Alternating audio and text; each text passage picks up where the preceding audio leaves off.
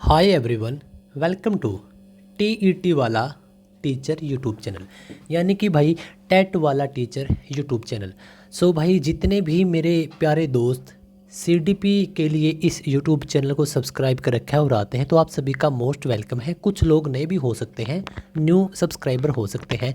तो बता दूं, आज हम बहुत ख़ास टॉपिक यहाँ पर डिस्कस करेंगे और लगभग आपके 12 नंबर तो कन्फर्म यहाँ से बनेंगे ही बनेंगे, ज़्यादा भी बन सकते हैं। भाई क्या करेंगे ऐसा, तो हम आज सीडीपी के 5 मोस्ट मनोवैज्ञानिक जो बार बार आपके एग्ज़ाम में पूछे जाते हैं, उनके क्या क्या नाम हैं, उनको बिल्कुल डिटेल से करवाऊंगा और अच्छे तरीके से करवाऊंगा। सबसे पहले आप जीन प्याजे साहब को देख रहे हैं यहाँ पे, ठीक है। इनका संज्ञानात्मक विकास इन्होंने थ्योरी दिया है, तो इसके ऊपर मैं बिल्कुल खुलकर चर्चा करूँगा, पीवाई क्यू भी बताऊँगा, सब बातें बताऊँगा और इस प्रकार से बता दूँगा कि भाई आप कभी भूल ही नहीं सकते। सबका जन्म बताऊँगा, कब किस देश के निवासी, सब कुछ बातें बताऊँगा। इसके बाद कोहलबर्ग साहब, ठीक है, नैतिक विकास का सिद्धांत जो मोरल डेवलपमेंट है उसके ऊपर बात करेंगे, ठीक है। सामाजिक सांस्कृतिक सिद्धांत वाइगोत्स्की, इनको कौन भूल सकता है, इसके ऊपर बात करेंगे। एरिक एरिक्सन के ऊपर बात करेंगे और चार्ल्स स्पीयरमैन के ऊपर बात करेंगे। तो 5 मोस्ट इंपॉर्टेंट आपके मनोवैज्ञानिक, जिसके ऊपर हम आज 1 बाय 1 कर काफ़ी अच्छे तरीके से हम डिस्कस करेंगे।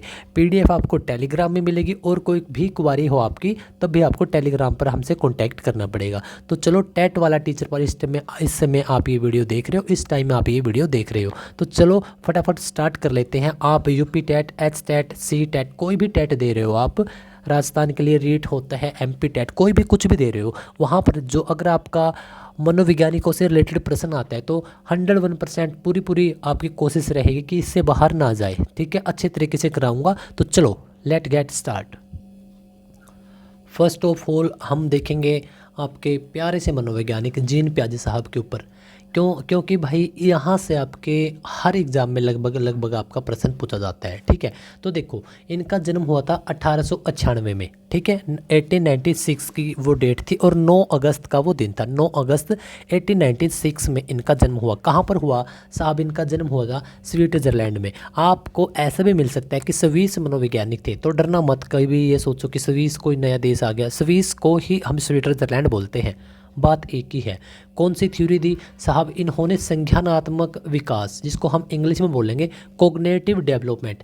किस चीज़ से रिलेटेड थी ये? आपके जो एक बच्चा है उसका जो मानसिक लेवल का विकास है वह कब एक मैच्योर व्यक्ति की तरह हो जाता है, कब उसको सभी चीज़ों की समझ हो जाती है, इसके बारे में इन्होंने खुलकर चर्चा की है अपने इसमें सिद्धांत में। संज्ञानात्मक विकास यानी जो इन्होंने सिद्धांत दिया है, इसको इन्होंने 4 भागों में बांट रखा है। तो हम 1 बाय 1 कर चारों स्टेज या चारों भागों के ऊपर अच्छे तरीके से बात करेंगे। खास क्या क्या बातें हैं? एक तो इन्होंने ये बोला था कि जो छोटे बच्चे हैं वो नन्हे वैज्ञानिक होते हैं, काफ़ी क्रिएटिव होते हैं, ठीक है। तो यह बात याद रख लो, इसको आप अच्छे तरीके से कहीं ना कहीं लिख लो, क्योंकि यह बहुत बार प्रश्न पूछा जा चुका है। ये क्या करते हैं, क्यों कहा? क्योंकि ये खुद ही चीज़ें खुद की चीज़ें खुद खोजते हैं, ठीक है। तो उस हिसाब से कहा था इसने। बच्चों को सक्रिय निर्माता, मतलब कि एक्टिव होते हैं ये, ठीक है, एक्टिव रहते हैं बच्चे, तो इस वजह से यह पॉइंट भी आपका इंपॉर्टेंट हो जाता है। डेवलपमेंट इज डिसकंटिन्यू, मैंने रेड कर दिया इसको क्योंकि यह एक काफ़ी इंपॉर्टेंट पॉइंट है। लगभग जो आपके बाकी मनोवैज्ञानिक है वो बोलते हैं कि विकास लगातार होता है, लेकिन ये बोलते हैं कि विकास रुक रुक कर होता है, ठीक है। तो काफ़ी इंपॉर्टेंट पॉइंट है, सबसे अगेंस्ट गए हैं ये, और यह इस वजह से आपका एक काफ़ी इंपॉर्टेंट पॉइंट हो जाता है। एक बच्चा 14 या 15 साल की उम्र में अधिकतम विकास प्राप्त कर सकता है। तो जीन प्याजे साहब ये बोलते हैं, ये वाला पॉइंट जो ब्लैक में नोट कर रखा है मैंने, ये जीन प्याजे साहब बोलते हैं कि भाई एक जो बच्चे का मानसिक लेवल पे जितना विकास होना होता है, तो भाई वो 14 या 15 साल की उम्र तक हो सकता है मैक्सिमम, ठीक है। तो काफ़ी इंपॉर्टेंट है, और 14-15 साल आपको ध्यान रख लेना है, क्योंकि यहाँ से प्रश्न पूछे गए, प्रश्न पूछे भी जा सकते हैं। जैसे जैसे जैविक परिपक्वता यानी कि आपका बायोलॉजिकल मैचुरेशन होता है, ठीक है, जैसे आपका शरीर बढ़ता है, आपकी आवाज़ मतलब मोटी हो जाती है, आपके चेहरे पर दाढ़ी आ जाती है, उस हिसाब से बताया है। वैसे वैसे बच्चा अपने दिमाग में वस्तुओं के कंसेप्ट बनाने लग जाता है। पहले डेवलपमेंट, बाद में लर्निंग।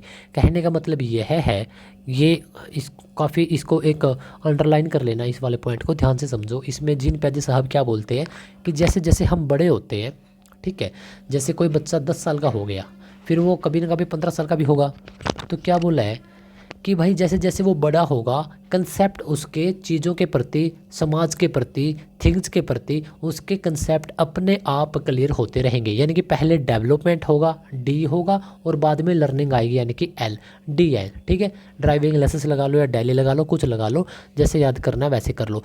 काफ़ी इंपॉर्टेंट पॉइंट है, मैं बार बार जोर दे के यही बोल रहा हूँ प्यारे बच्चों, जो यह 8-10 पॉइंट हैं आपका हर एक बहुत बार पूछा गया है और आने वाले पेपर में भी यह बहुत बार पूछा जाएगा, हल्के में मत लेना।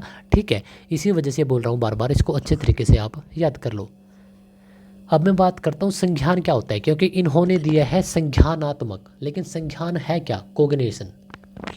तो देखो, किसी भी चीज़ के बारे में जानना या जानकारी प्राप्त करना, बिल्कुल सीधा सा एग्जाम्पल लेंगे।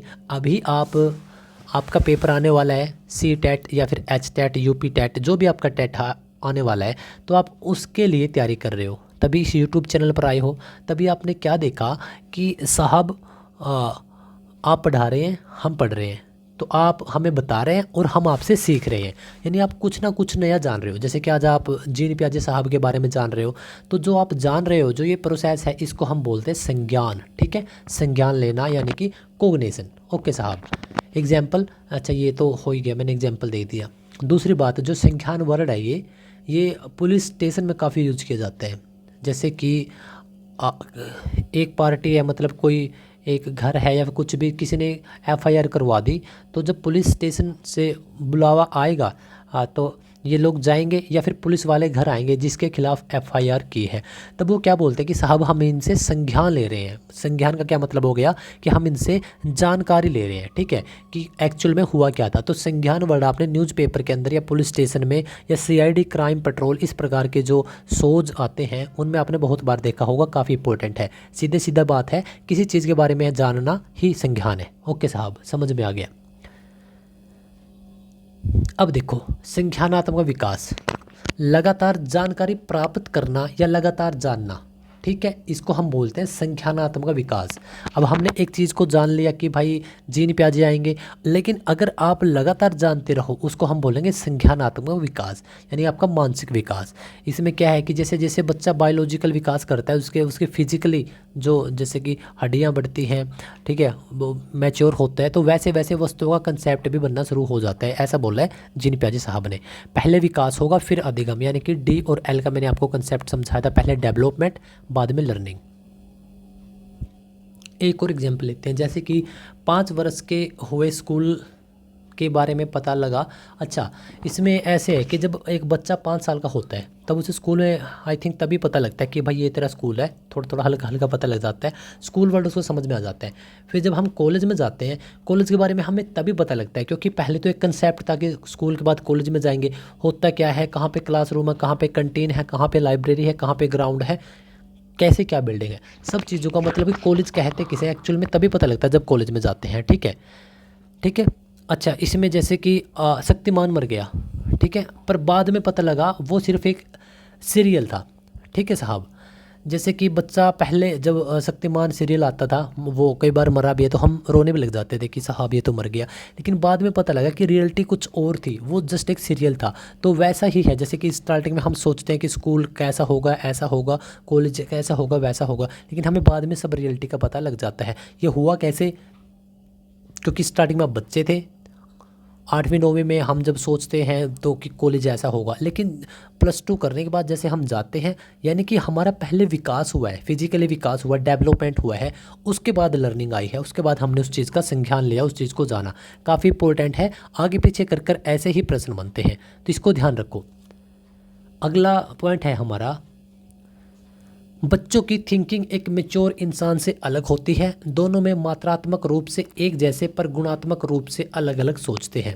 कहने का मतलब यह है कि दिमाग दोनों में बराबर है, लेकिन सोचने का नज़रिया दोनों का अलग अलग है। बस इतना सा फंडा है, इसको ज़्यादा बड़ी चढ़ी कोई इसमें बात है नहीं।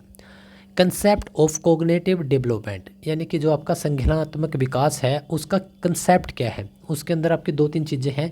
सबसे पहले आता है आपका अडेप्शन, यानी कि अनुकूलन। हिंदी और इंग्लिश दोनों में आप लोग याद रखेंगे, क्योंकि हिंदी भी काफ़ी ज़रूरी है और इंग्लिश भी काफ़ी ज़रूरी है। अडेप्शन क्या है आपका, वैसे तो आप बोलते हो कि अडोप्ट करना है ना, इसमें इसको समझो कि अडेप्ट क्या है, अडेप्टेशन क्या है आपका, कि वातावरण के अनुसार खुद को ढाल लेना। जैसे कि सरकारी नौकरी करनी है तो उसी प्रकार के वातावरण में जाना पड़ेगा। ठीक है साहब, इसको और अच्छे तरीके से समझाता हूँ। जैसे अब आपको टेट क्लियर करना है, ठीक है, और हो सकता है कि आज तक आप इस चीज़ को हल्के में ले रहे हो, कोई शादियाँ चल रही हैं या कोई रिलेशन में हो, आप दिन रात बात कर रहे हो फ़ोन पे, या आप मौज मस्ती गेड़ी लगा रहे हो या इंस्टा स्क्रॉल कर रहे हो, तमाम प्रकार की चीज़ें। लेकिन अभी आपको पता लगा कि भाई नोटिफिकेशन तो आ गया, आपने फटाफट फटाफट सर्च किया और टेट वाला टीचर आपकी आंखों के सामने आ गया। आपने एक दो चार वीडियो देखी, तब आपको लगा कि हाँ यार, बंदे अच्छा कार्य कर रहे हैं, टीचर्स काफ़ी अच्छे तरीके से पढ़ा रहे हैं, तो क्यों ना मैं जुड़ जाती हूँ इसी के साथ, या फिर जुड़ जाता हूँ। तो इसमें आपको क्या हो गया, अब आपको यदि टेट पास करना है या फिर कोई भी सरकारी वैकेंसी निकालनी है, तो भाई आपको पढ़ना पड़ेगा।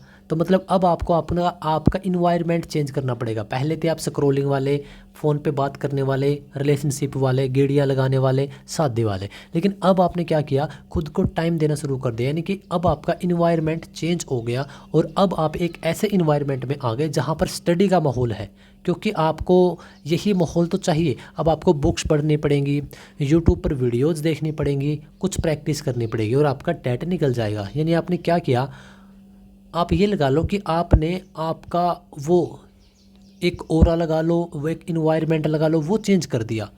और होता ही ऐसा है हर एक काम में, ठीक है। अच्छा, इसके दो भाग हैं, दो पार्ट हैं इसके, वेरी वेरी मोस्ट इंपॉर्टेंट। एक तो है आपका एसिमिलेशन, जिसको हम आत्मसात बोलते हैं, दूसरा है आपका एकोमोडेशन, जिसको हम समायोजन बोलते हैं। एसिमिलेशन क्या है, यानी कि आत्मसात क्या है, पूर्व ज्ञान को नए ज्ञान के साथ जोड़ना। जैसे कि आपने मतलब एक छोटा बच्चा है, उसने एक दिन एक ब्लैक डॉगी देख लिया, ओके साहब, एक ब्लैक डॉगी देख लिया, उसको बस ब्लैक डॉगी के बारे में पता है। एक दो बार गली से निकला, ब्लैक डॉगी आया, उसने बोला डॉगी डॉगी, अरे तो डॉगी है, अरे तो मेला डॉगी है। बच्चे ने बोला, खुश हो गया। कुछ दिन के बाद उसने एक वाइट डॉगी देखा। अब बच्चा जो रिएक्ट करेगा वह चीज़ देखने वाली है, उसकी आंखें बड़ी बड़ी हो जाएंगी, कुछ बोल ही नहीं पाएगा, क्योंकि खुद कन्फ्यूज़ है कि यार पाँव भी वैसे ही हैं, इसकी पूंछ भी वैसे ही है, इसके कान भी वैसे ही है, इसका मुंह सब कुछ वैसे ही है, लेकिन कलर अलग है। बच्चे को उस टाइम पे यह नहीं पता होगा कि इस चीज़ को कलर बोलते हैं। लेकिन आप ये चीज़ सोचो कि वह खुलकर ये नहीं बोल पा रहा कि यार मेरा डॉगी आ गया, मेरा डॉगी आ गया, तो आप समझ रहे हो ना उस चीज़ को। लेकिन उसको बता दिया कि बच्चे ऐसा भी होता है, ये डॉगी है, या फिर आपने दिखा दिया, ठीक है, ये वाइट है, ये ब्लैक है, सब चीज़ें आपने, मल्टी कलर का डॉगी है। फिर कुछ दिन के बाद उसको ब्राउन डॉगी दिखेगा तो वो उतना आश्चर्यजनक रिएक्ट नहीं करेगा, क्योंकि अब उसको पता लग गया कि अच्छा ये कलर भी हो सकता है, इस टाइप का भी हो सकता है। समझ गए ना आप। बस यही बात है, इसको हम बोलते हैं एसिमिलेशन। उसने क्या किया, उसके पास पहले एक जानकारी थी कि भाई एक कुत्ता है, एक डॉगी है, ब्लैक रंग का होता है। अब उसने क्या किया, उसमें और भी नई जानकारी ऐड कर ली। तो पुरानी जानकारी में, पूर्व ज्ञान में नए ज्ञान को जोड़ना ही आपका एसिमिलेशन है, यानी कि आत्मसात है। ओके साहब, इसके बाद देखो ये वाला पॉइंट, एकोमोडेशन यानी कि समायोजन। ठीक है, इसमें क्या है कि पूर्व ज्ञान में संशोधन करके नई जानकारी का वातावरण के अनुसार तालमेल। जैसे कि अब तक तो उसने डॉगी डॉगी देखे थे, अब उसके सामने अचानक से बिल्ली आ जाए, तब उसको नहीं पता कि इसको बिल्ली बोलते हैं। लेकिन आराम आराम से जब और बिल्लियाँ आएगी उसके सामने, इकट्ठे भी दोनों आएंगे, फ़ोटोज़ भी देखेगा, तब उसको क्या पता लग जाएगा, या बता ही देते हैं घर वाले कि बच्चे ये बिल्ली है और ये कुत्ता है। तो अब उसको अचानक से बिल्ली आए या फिर कुत्ता आए, जैसे कि अब आपके सामने आप गले से निकल रहे हो, कुत्ता आ गया, बिल्ली आ गई, आपके ऊपर कोई असर नहीं पड़ता। लेकिन जब बच्चा निकलता है तो उसके ऊपर इन छोटी छोटी बातों को स्टार्टिंग में पता लगता है, क्योंकि उसका दिमाग बिल्कुल खाली है, जो चाहे आप लिख सकते हो। ठीक है, तो इसी में है आपका एकोमोडेशन, यानी कि उसने पुरानी जानकारी में, कि उसके कुत्ते को तो पता था, अब उसको बिल्ली का भी पता लग गया, तो उसने पुरानी जानकारी को नई जानकारी के अनुसार जोड़ लिया, बस ये बात है। इक्विलिब्रेशन, ठीक है, इसको हम बोलते हैं संतुलन या साम्य धारण। इसमें क्या है कि भाई एक तो उसने नए ज्ञान और पुराने ज्ञान को एक साथ जोड़ा है, और एक उसने पुरानी जानकारी में नई जानकारी ऐड की है। तो इनके बीच का जो संतुलन है, यह किस प्रकार से बनाएगा बच्चा। ठीक है, तो इसी को बोलते हैं इक्विलिब्रेशन या फिर संतुलन। ठीक है, क्योंकि उसने संतुलन किया है इन चीज़ों को। एक वर्ड है आपका स्कीमा, काफ़ी इंपॉर्टेंट है, बहुत बार पूछा भी गया है। जन्म से हमारे मन में, हमारे दिमाग में जो भी जानकारी होती है जिससे हम किसी विषय के प्रति एक धारणा बना सकते हैं, उसे ही हम स्कीमा कहते हैं। स्कीमा को आप याद रख लो, स्कीम से, ठीक है, स्कीम से। जैसे कि एक बच्चा है, जो भी उसके स्टार्टिंग में उसके दिमाग में होगा, या आप खुद सोच के देखो। आपसे एक एग्जांपल लेता हूँ, मैं बताता हूँ। जैसे अभी तक आप कभी आगरा नहीं गए, ठीक है, लेकिन आपने किताबों में बहुत बार पढ़ा है ताजमहल के बारे में, आगरा शहर के बारे में। तो आपने एक आइडिया लगा लिया कि भाई ये शहर ऐसा होगा। जो आइडिया लगाया है, तो जो बच्चे आइडिया लगाते हैं उसी को हम बोलते हैं स्कीमा, ठीक है, ओके। अगला वर्ड है आपका ऑर्गेनाइजेशन, यानी कि आपका संगठन। इसमें क्या है कि स्कीमा की जानकारी को सही क्रम में लगाना, ठीक है। जो आपका स्कीमा है उसकी सही जो जानकारी है उसको सही क्रम में लगाना, ठीक है साहब। सबसे पहले इस पर इन्होंने नैतिक सिद्धांत पर काम किया, लेकिन बाद में नैतिकता के ऊपर कोहलबर्ग साहब ने इस सिद्धांत पर काम किया। तो प्रश्न पूछा भी जा सकता है कि जीन पियाजे ने अपना सिद्धांत संज्ञानात्मक विकास है जो उससे पहले किस सिद्धांत पर काम किया था? तो नैतिकता का सिद्धांत था, या नैतिकता का जो स्ट्रक्चर है उसके ऊपर काम किया था, ठीक है। चलो अब मैं बात करता हूँ, जो आपका डेवलपमेंट है वो 4 स्टेज पर होता है, ऐसा जीन पियाजे साहब ने बोला। सबसे पहले तो इसकी एज ध्यान रख लो आप। एक तो जन्म से 2 साल तक, फिर एक 2 से 7 साल तक, और फिर तीसरी स्टेज है आपकी 7 से 11, और लास्ट एंड फाइनल है आपकी 11 से 15। तो ये 4 स्टेज हैं जिसमें से होकर एक बच्चा गुजरता है, और उसका जो विकास है, मानसिक स्तर का जो विकास है, वह मैच्योर हो जाता है। कब? 15 साल की उम्र तक। पहली है आपकी सेंसरी मोटर। सेंसरी मतलब कि आपकी सेंसेस, मतलब आँख, कान, या जो आपके ज्ञानेंद्रियाँ होते हैं, जो इंद्रियाँ होती हैं। तो इसमें बच्चा पहले जन्म से 2 साल तक बच्चा आपका क्या करता है, इन्हीं जो आपकी इंद्रियाँ हैं इनके माध्यम से सीखता है। इसको हिंदी में बोलते हैं संवेदी प्रेरक अवस्था। दूसरी है आपकी प्री ऑपरेशनल स्टेज, तीसरी है आपकी कॉन्क्रीट ऑपरेशनल, और फोर्थ है आपकी फॉर्मल ऑपरेशनल, ठीक है। तो ऑपरेशनल तो तीनों में रहेगा, ठीक है। जो पहली आई उसके सामने प्री लगा दिया, जो लास्ट में आई फॉर्मल, और जो बच गई कॉन्क्रीट, ठीक है।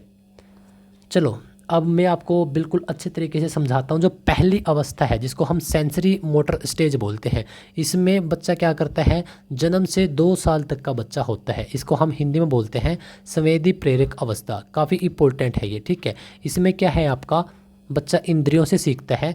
बच्चा नाक से, हाथ से, पाँव से, और बच्चा कान से, मुख से, और मतलब जिह्वा से, और आपका आँखों से, यही होती हैं आपकी इंद्रियाँ।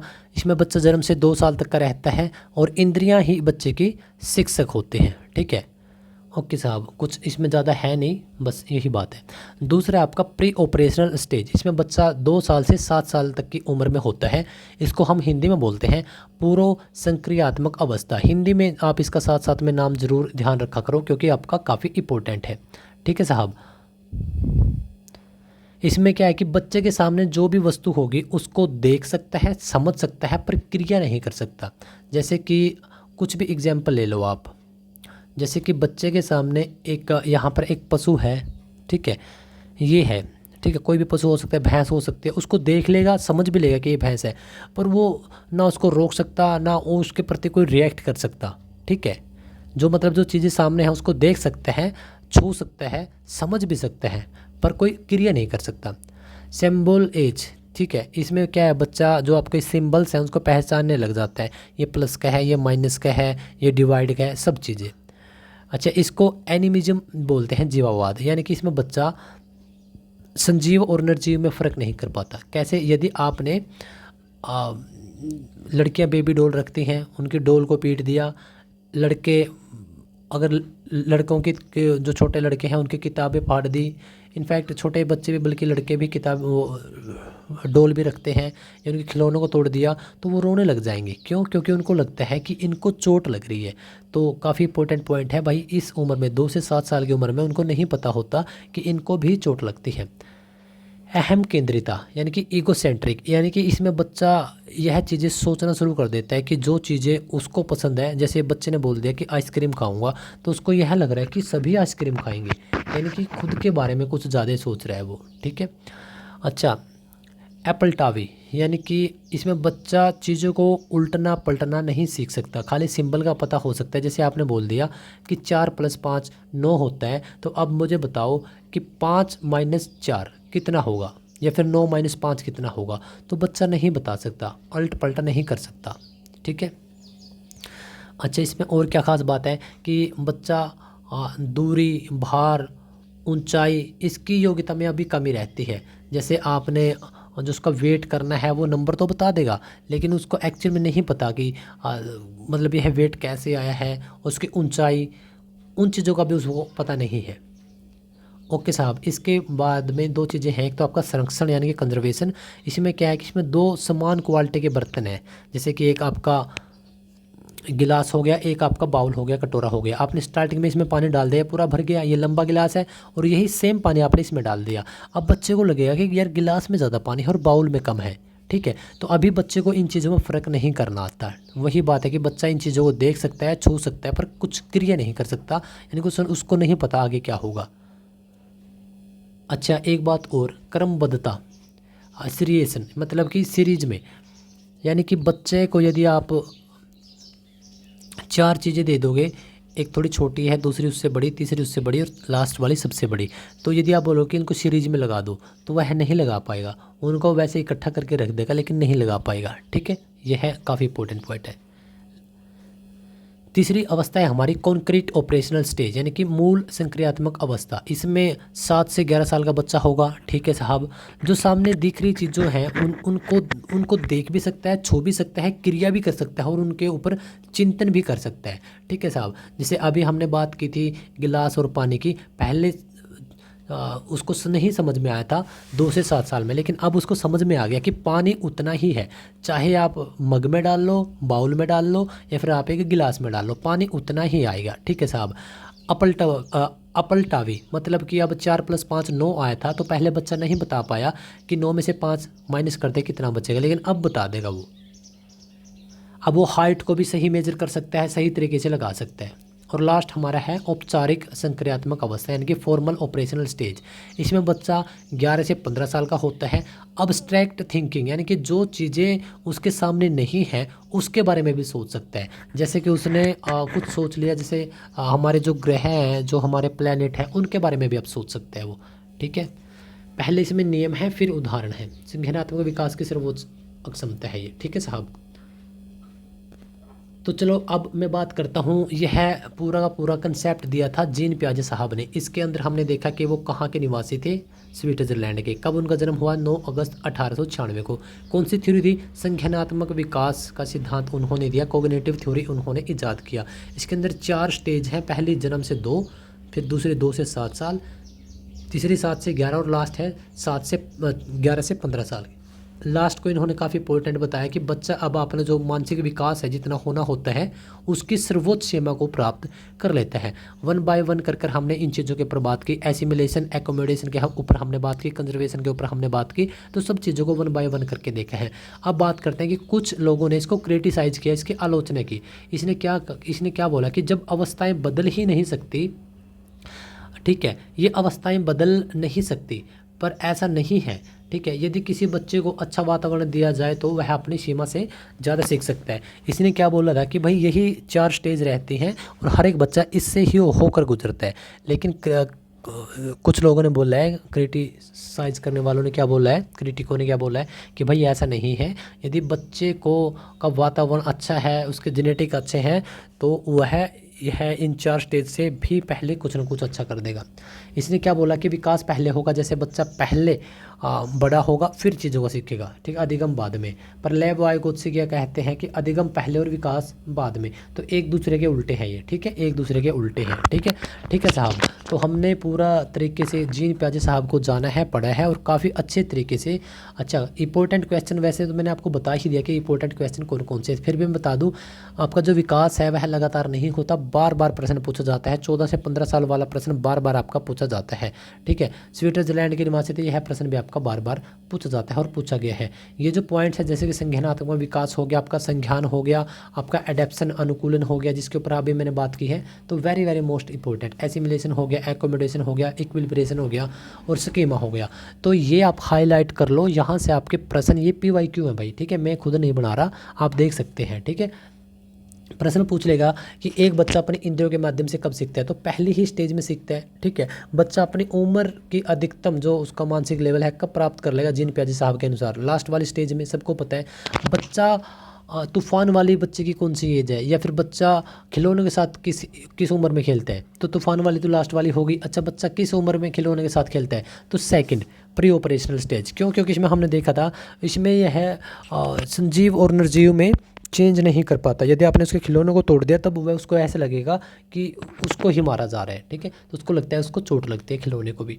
तो ऐसे आप याद किया करो प्यारे दोस्तों। हमारा पहला अभी टॉपिक हम कंप्लीट कर देते हैं, हो ही गया जीन पियाजे साहब के ऊपर। ठीक है, तो अब हम चलते हैं हमारे दूसरे टॉपिक के ऊपर। ठीक है भाई, तो यह है हमारा दूसरा मनोवैज्ञानिक, और इससे भी हमारे बहुत सारे प्रश्न पूछे जाते हैं। जिस प्रकार से हमने पहले मनोवैज्ञानिक को काफ़ी अच्छे तरीके से 25 मिनट का आई थिंक टाइम लगा है, हाँ ठीक है, तो इसको उससे भी कम टाइम में करेंगे और काफ़ी अच्छे तरीके से करेंगे। और जिस प्रकार से उसके बहुत सारे प्रश्न आप लोगों के साथ शेयर किए हैं, इसमें भी आपके बहुत सारे प्रश्न बनते हैं जो कि आप लोगों के साथ शेयर भी करूंगा, और वैसे ही स्टेप टू स्टेप आपको बताता चलूँगा। सबसे पहले देख लो आप इनकी एक प्यारी सी तस्वीर। क्या नाम है? कोहलबर्ग। ठीक है, कोहलबर्ग, लॉरेंस कोहलबर्ग इनका पूरा नाम है, और इन्होंने थ्योरी दी है। ठीक है, इन्होंने कौन सी थ्योरी दी है? कोहलबर्ग। तो इन्होंने नैतिकता, जो आपकी मोरल ड्यूटी होती है, उस प्रकार से मान लो आप, मोरल डेवलपमेंट, नैतिक विकास का सिद्धांत इन्होंने दिया है। कब दिया था साहब? 1958 में दिया था। इनका जन्म कब हुआ था? 1927 में, और डेथ हो गई 1987 में। तो 60 साल इन्होंने सर्वाइव किया, और 31 साल की उम्र में इन्होंने इस थ्योरी को दिया था, जिसको आप और मैं आज पढ़ते हैं और बच्चों को पढ़ाते हैं। ठीक है साहब, अब बढ़ते हैं इनके मोरल डेवलपमेंट थ्योरी। एक तो यह याद रखना है कि कौन सा सिद्धांत किसने दिया है, तो इसने दिया है मोरल डेवलपमेंट थ्योरी। याद कैसे रखोगे? देखो, एक लॉरेंस बिश्नोई है, काफ़ी फेमस हो रहा है। ठीक है, क्यों हो रहा है भाई वो? क्योंकि जो उसका जिन चीज़ों को वो मानता है, ठीक है, तो उसके साथ उसको नहीं लगा कि कुछ अच्छा हुआ है, तो उसकी कुछ मान्यताएं थी, उसको लगता है कि हमारे समाज की जो मान्यताएं हैं उसको ठेस पहुंचाई गई है, यानी कि वह उसके मोरल जो ड्यूटी है उस पर बिल्कुल सही है, क्योंकि उसको लगता है कि किसी ने आघात पहुंचाया है। तो वैसे ही लॉरेंस से आप याद रख लेना मोरल, ठीक है, कि मोरल ड्यूटी है। ठीक है, तो आपको यह है पूरा का पूरा कंसेप्ट, जिसकी थ्योरी का नाम है, वह ध्यान हो जाएगा। क्या है आपका मोरल ड्यूटी या नैतिक विकास? तो बेसिक सिद्धांत है सही और गलत के बारे में। किस चीज़ के बारे में आप क्या सोचते हो, कोई चीज़ सही है या गलत है, किस प्रकार से सही या गलत है, यानी कि कुल मिलाकर आपका मेंटली लेवल पर, आपके मानसिक लेवल पर आपके सोचने की क्षमता सही है या गलत है, उसको बोलते हैं नैतिक विकास। बहुत बार हम देखते हैं कि आप खुद काफ़ी सारे फैसले लेते हो, और हो सकता है कि वो फैसले सही हो या फिर गलत हो, आपको ही चूज करने होते हैं। तो यह आपकी ड्यूटी है और यही आपका विकास है। उस फैसलों को लेने के लिए जो विकास है उसको हम बोलते हैं नैतिक विकास। कोहलबर्ग साहब ने 16 वर्ष के 75 लड़कों को लिया, ठीक है, बैठाया, और उनके सामने कई प्रकार की दुविधाएं रख दी। ठीक है, कई प्रकार के डायलेमा बोलते हैं दुविधाओं को, रख दिया। जैसे कि क्या क्या दुविधाएं थी? एक ये थी कि इधर जाना सही है या उधर जाना सही है। एग्जाम्पल भी दूंगा मैं आपको। ठीक है, ठीक है, इधर या उधर जाऊं, ये करूं या वो करूं, ये सही है या गलत है, ऊपर जाऊं या नीचे जाऊं, ठीक है, आज या कल। तो मतलब जब हम निर्णय लेते हैं और उसमें कंफ्यूज होते हैं, तो ऐसे ही कुछ बच्चों को लिया गया जिनकी एज लगभग 16 साल के आसपास रही होगी उस टाइम पर। तो उनके सामने इस प्रकार की दुविधाएं रख दी कि अब बच्चे किस प्रकार से इसको टैकल करते हैं, क्या एक्शन लेते हैं। तो वहाँ से जो उसको रिस्पॉन्स मिला, उसने इसी चीज़ के ऊपर अपना क्या कर दिया, सिद्धांत बना दिया। ठीक है, जिसको आप और मैं अब पढ़ रहे हैं। ठीक है साहब, अब देखो एक और बात बता दूं, कई बार आपकी लाइफ में जब आप छोटे थे, 15-16 साल के थे, 17 साल के, 18 साल के, आपने भी देखा होगा कि आपको दो चीज़ों में से एक सिलेक्ट करनी होती है। कोई 2 कैरियर हो सकते हैं, कोई 2 शहर हो सकते हैं, कोई 2 स्कूल हो सकते हैं, या और भी कुछ ऐसे ही बातें। तो वह सब बातें अब आपको पढ़ने को मिलेगी। पहला है हमारा नैतिक तर्क, यानी कि मोरल रीजनिंग। इसमें है कि नैतिक निर्णय लेने के लिए खुद को दिए गए तर्क, इसमें कोग्निटिव मैच्योरिटी के बेस पर आपका। ठीक है, कोहलबर्ग की जो थ्योरी है जीन पियाजे की कोग्निटिव थ्योरी से प्रभावित है, उसकी कॉपी नहीं है। ठीक है साहब, जो आपके जीन पियाजे साहब है जिसने कोग्निटिव थ्योरी को दिया था, ठीक है, उसने यही जो थ्योरी है कोहलबर्ग ने जो कंप्लीट की है, इसने पहले किसी ने जीन पियाजे ने इसको स्टार्ट किया था और छोड़ दिया था, लेकिन बाद में पूरी करी कोहलबर्ग ने। और कोहलबर्ग अब इनकी थ्योरी से, कौन सी थ्योरी से, कोग्निटिव थ्योरी से प्रभावित है, कॉपी नहीं किया, उससे कुछ मिलते जुलते आइडिया लिए तो प्रभावित है। ओके साहब, इसमें बच्चा क्या करता है, नैतिक तर्क देता है। अच्छा, इसमें एक एग्जाम्पल भी दिया था शायद मैंने, हाँ ये वाला सेकंड पॉइंट के अंदर है, वो भी मैं आपको बताऊंगा। इसमें क्या है कि बच्चा के जो नैतिक निर्णय लेने के लिए खुद को जो क्या क्या तर्क देता है कि आपको, जैसे कि अब एक 16 साल का बच्चा है, स्कूल चेंज कर रहा है, ठीक है, तो वह खुद को क्या तर्क देगा, किस बिहाफ पे, किस बेस पे, किस आधार पे उसका वो पॉइंट क्या होगा, क्या खुद को समझाएगा, जो वो तर्क देगा, ठीक है, जो तर्क देगा तो वो तर्क देने की, लेने की क्षमता क्या है उसकी, मोरल डेवलपमेंट है। ठीक है साहब, अब देखो दूसरा जो पॉइंट है मोरल डायलेमा, इधर या उधर वाला, ये वही हो गया। अब एक हिंज नाम का एक व्यक्ति है, उदाहरण दे देता हूँ, एक हिंज नाम का व्यक्ति है ये वाला, ठीक है, जो बेड पर बैठा है, साथ में है इसकी वाइफ। अब इसकी पत्नी बेड रेस्ट पे है और वही है हॉस्पिटल में, ठीक है। अब क्या करता है, अब इसको एक दवाई लेके आनी है, मान के चलो इसके पास है अब 100 रुपये, ठीक है, 100 रुपये हैं। अब ये दवाई बोल रहा है कि ये है 10,000 रुपये की, ठीक है, और इसके पास है रुपये 100। अब इसने फ़ोन भी कर लिया, कॉल भी कर ली, कहीं से इसके पास एडजस्टमेंट नहीं हुए। अब ये देखो कि यह बंदा, इसके पास दो ऑप्शन है कि एक तो इसकी वाइफ को यह मरने दे, दूसरा इसने दिमाग लड़ाया कि मैं मेरी वाइफ को क्यों मरने दूं, तो यह केमिस्ट की दुकान में घुस जाता है और यह चोरी कर लेता है उसी दवाई की और लाकर अपनी वाइफ को दे देता है और वह ठीक हो जाती है। तो हिंज ने क्या किया बताओ आप, सही किया या गलत किया? अब कुछ लोग बोलेंगे कि साहब गलत किया, दवाइयाँ नहीं चुरानी चाहिए। तो कुछ लोग बोलेंगे ठीक किया क्योंकि उसकी पत्नी तो बच गई। तो अब कुछ लोग बोलेंगे चलो ठीक किया, लेकिन अब उसको सज़ा तो होनी चाहिए। कुछ लोग बोलेंगे क्यों होनी चाहिए सज़ा, केमिस्ट भी तो ऐसे करते हैं, केमिस्ट भी तो खूब पैसे खाते हैं ना, तो इसको सज़ा होनी चाहिए और इसने बिल्कुल ठीक किया। मैं तो ये बोलता हूँ कि इसने और भी दवाइयाँ उठा के लेके आनी थी, है ना। तो अब क्या है, इसके पास दो रास्ते थे कि एक तो ये चोरी कर ले, दूसरा पत्नी को मरने दे, ठीक है। तो आपके सामने भी कोई ऐसा एग्जाम्पल या कोई ऐसी सिचुएशन आई होगी कभी ना कभी। तो बच्चों के द्वारा, जब बच्चों की स्टोरी सुनाई गई तो बच्चों के द्वारा अब क्या डिसीजन लिया जाता है, तो इसके मुख्य तीन जो क्वेश्चन है या फिर जो तीन तरह के यहाँ पर निकल कर आते हैं कि एक तो है, पहला है कि उसको चोरी ही नहीं करनी चाहिए थी क्योंकि यह कानून के खिलाफ है, तो भाई उसकी पत्नी मर जाती। दूसरी बात है कि भाई ठीक है चोरी कर ली लेकिन कबूल ले, जो कि मुझे भी ठीक लगा। तीसरा है कि चोरी कर ले और कबूले ही नहीं। देखो, तो हमें संतुलन बनाना पड़ता है समाज के साथ भी, ठीक है, कि कहाँ पर क्या चीज़ें हैं। अब बच्चे क्या डिसीजन लेंगे, अब आप खुद बताइए, अगर आप खुद इस इंसान की जगह होते तब आप क्या डिसीजन लेते, चोरी करते या नहीं करते, चोरी कर कर आप कबूल लेते या नहीं कबूलते। तो मतलब क्या चीज़ सही है और क्या चीज़ गलत है, ठीक है। एक एग्जाम्पल के द्वारा समझाई गई है कि इधर जाऊं या उधर जाऊं। जो ये डिलेमा है आपके भी मन में, दिमाग में पहले उस टाइम पे चला होगा, कौन सा सब्जेक्ट लूं, कैसे लूं, ये करूं वो करूं। तो यह सब चीज़ें बस एक कहानी के माध्यम से बता दिया, ठीक है। अब देखो कोहलबर्ग ने, लॉरेंस कोहलबर्ग ने 3 लेवल बताए हैं और उसमें 6 स्टेज बताई हैं, यानी कि एक हर एक लेवल के आगे 2 स्टेज होगी। तो ये रहे वो 3 लेवल। तीनों में क्या है आपका कन्वेंशनल, कॉन्वेंशनल इसको आप बोल सकते हैं। एक बीच वाला कॉन्वेंशनल याद रख लो, यानी कि पारंपरिक। इससे पहला प्री कॉन्वेंशनल और बाद वाला पोस्ट कन्वेंशनल। तो आपको अच्छे तरीके से याद हो जाएगा। पहले के ऊपर मैं बात करता हूँ प्री कॉन्वेंशनल। इसमें क्या है कि रूढ़िवादिता से पहले, यानी कि बच्चा सामाजिक रूढ़ियों को नहीं जानता। कहने का मतलब यह है कि जब बच्चा छोटा होता है तो उसको नहीं पता कि समाज में क्या क्या चीज़ें चल रही है, यानी रूढ़िवादिता से पहले समाज की, आपके, हमारा जो हम समाज में रहते हैं, यहाँ पे कुछ चीज़ें परंपरागत रूप से चली आ रही हैं जिसको हम रूढ़िवादिता में बांध कर देखते हैं, बोलते हैं। तो इससे जब बच्चा एक नया नया जाता है, इससे पहले प्री कन्वेंशनल, बच्चे को नहीं पता कि क्या चीज़ें क्या हैं, तो बच्चा इन रूढ़ियों को नहीं जानता, ठीक है। इसके 2 स्टेजेस क्या हैं, मान के चलो जैसे एक रूढ़िवादिता ये है कि अगर बच्चा काम नहीं करेगा स्कूल का तो वो पिटेगा, ठीक है। अब बच्चा कोई नया नया स्कूल में गया है, ठीक है, तो वो क्या करेगा, या तो वो आज्ञा का पालन करेगा, ठीक है, या फिर उसको दंड मिलेगा। दो ही बात है, अगर आगे का पालन करेगा तो बच जाएगा, अदरवाइज उसको दंड मिलेगा। अब बच्चा क्या करेगा, बच्चा होमवर्क सिर्फ इस वजह से करके लेके जाएगा कि उसको थप्पड़ के डर से काम करता है बच्चा, कि भाई अब उसको दंड ना मिले, बस यही बात है। घर पे क्या करेगा, पेरेंट्स के डर से अपना काम करेगा। तो यह आता है हमारा फर्स्ट स्टेज का फर्स्ट पॉइंट।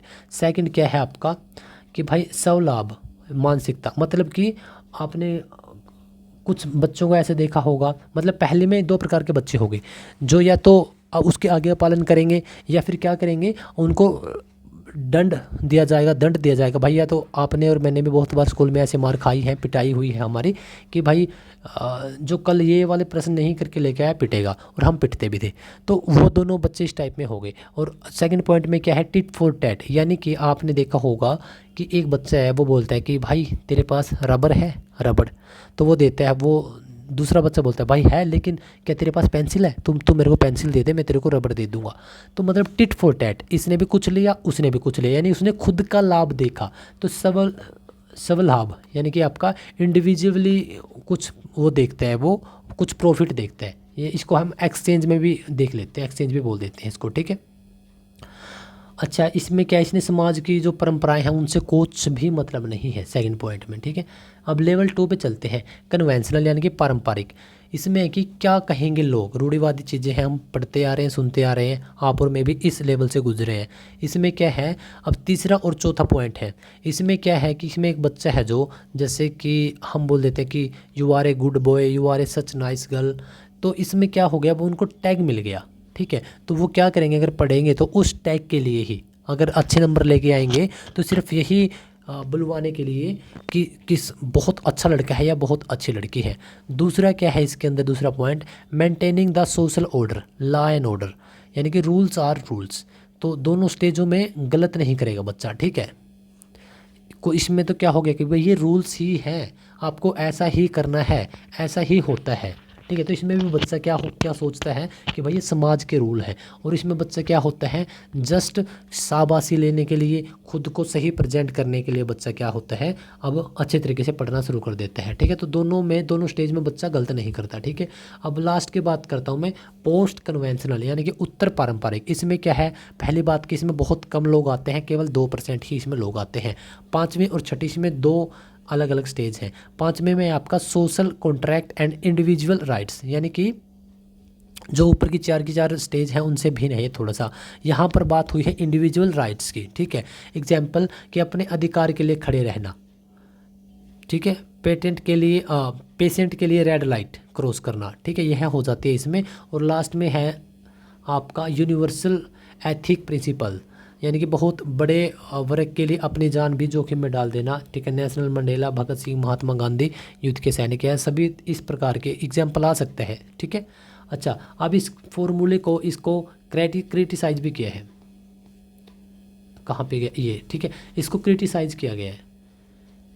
क्रिटिसाइज क्यों किया गया, इसको बोला गया कि not applicable in all culture, Chicago US में, ठीक है। इसको एक्सेप्ट नहीं किया कि भाई हो सकता है कि कहीं कहीं वैलिड भी हो, लेकिन सभी कल्चर में या वैलिड हो ऐसा तो ज़रूरी नहीं है, ठीक है। और क्या है कि अब कुछ जवाब स्थितियों के ऊपर डिपेंड है कि स्थिति कुछ अलग हो सकती है, अब कुछ हो सकता है, थोड़ी देर के बाद कुछ और हो सकता है। और इसको केवल जेंडर बेस यानी कि इसको स्पेशल पुरुषों से जोड़कर देखा गया था, कोहलबर्ग के इस सिद्धांत को, ठीक है साहब। इसमें क्या है कि भाई महिलाएं ज़्यादा इमोशनली सोचती हैं पुरुषों के मुकाबले, मोरल थिंकिंग इसमें अलग कहती है, ठीक है। अच्छा, अब क्वेश्चन ले लेते हैं, कोहलबर्ग के सिद्धांत के पूर्व पारंपरिक यानी जो प्री कन्वेंशनल स्टेज है उसके अनुसार नैतिक निर्णय लेते समय किसे सही मानेंगे। तो सीधी सी बात है, संभावित सजा शामिल है इसमें, क्योंकि हमने ये बोला था कि जो उसने दवाइयाँ मेडिसिन चोरी की तो ठीक है, उसकी वाइफ बच गई, उसकी जान, लेकिन अब उसको सज़ा तो मिलनी चाहिए, तो सज़ा शामिल होती है। दूसरा पॉइंट है, कोहलबर्ग के अनुसार सही और गलत के सवालों के बारे में निर्णय में शामिल विचार प्रक्रिया को क्या कहा जाता है, तो नैतिक तर्क शक्ति कहा जाता है, ठीक है। एक बच्चा कारण, आप मेरे लिए ये करो मैं आपके लिए, मतलब टिट फॉर टैट, तो इसका कौन सा हो गया, द इंस्ट्रूमेंटल पर्पल, ठीक है, ओरिएंटेड। तो मतलब उसका कुछ ना कुछ पर्पज़ है, क्योंकि गुड बॉय नाइस गर्ल ये तो सिर्फ इस वजह से काम करें कि हमें टैग मिले। सजा और आज्ञाकारी, ये भी ये क्या है, बच्चा या तो डर कर कुछ काम करेगा या फिर वो उसकी आज्ञा पालन करेगा। सोशल कॉन्ट्रैक्ट, ठीक है, तो ये भी नहीं था। तो हमारा क्या पॉइंट था, लास्ट वाला पॉइंट था। अगला प्रश्न आपका लास्ट प्रश्न, तथ्य यह है कि बच्चों को सांस्कृतिक रूप से प्रासंगिक यानी कन्वेंशनल ज्ञान और कौशल की आवश्यकता होती है, ठीक है। यह किसने कहा था, लेव वाइगोत्स्की साहब ने कहा था। क्यों, क्योंकि एक बात ध्यान रख लो, जहाँ पर संस्कृति या समाज का वर्णन होगा वहाँ पर आपके लेव वाइगोत्स्की जो मनोवैज्ञानिक है वह आपका उनका सिद्धांत काम करेगा, ठीक है प्यारे दोस्तों। तो यहाँ पर हमारा हो जाता है सेकंड जो मनोवैज्ञानिक है कंप्लीट। कौन से हैं, लॉरेंस कोहलबर्ग, ठीक है साहब। इनका जन्म हुआ था 1928 में, डेथ 1988 में। 1958 में इन्होंने एक अपनी जो थ्योरी है वह ईजाद की, नैतिक विकास, मतलब कि आप किस प्रकार से किन चीज़ों के प्रति जो आप सोचते हो, एक निर्णय लेते हो, सही क्या है गलत क्या है, उसके जो निर्णय लेने की एक क्षमता है उसके बारे में ही इन्होंने मुख्य रूप से बताया है, ठीक है। 3 स्टेज बताई हैं, आगे 6 पॉइंट बताए हैं, यानी कि प्रत्येक स्टेज के एक एक पॉइंट हो गया। लास्ट वाली काफ़ी इंपॉर्टेंट है, उसमें भगत सिंह का एग्जाम्पल दिया था और महात्मा गांधी का एग्जाम्पल दिया था। तो दो अब तक हम कर चुके हैं। अब हम चलते हैं तीसरे मनोवैज्ञानिक की तरफ। तो चलो भाई ये आगे आपके तीसरे मनोवैज्ञानिक, एक बार आप इनकी तस्वीर देख लो, ठीक है। लेव वाइगोत्स्की इनका नाम है और 1920 और 30 में ये काफ़ी एक्टिव थे, ठीक है। और आई थिंक इसी के टाइम पर इन्होंने इसकी क्या किया होगा, जो सिद्धांत है वो दिया होगा। सबसे पहले तो ये आपने इनकी तस्वीर देख ली, नाम याद कर लो, लेव वाइगोत्स्की। देखो लेव वाइगोत्स्की, वाइगोत्स्की, गोत्स्की में गोत वर्ड आ रहा है, गोत से याद कर लो गोत्र। गोत्र कहाँ पे होते हैं साहब, समाज में होते हैं, समाज में। और समाज कैसे बनता है, अलग अलग संस्कृतियों से जुड़कर। तो सामाजिक और सांस्कृतिक ये वाला, ठीक है, इनका सिद्धांत का नाम है। ये कहाँ से थे साहब, रसिया से थे ये, ठीक है, रसियन साइकोलॉजिस्ट थे ये, ठीक है। ओके साहब, अब इन्होंने 3 चीज़ों के ऊपर बिल्कुल बारीकी से बात की है। एक तो आपका सोशल इंटरेक्शन, यानी जब आप समाज में एक दूसरे के साथ इंटरेक्ट करते हो, बातें करते हो।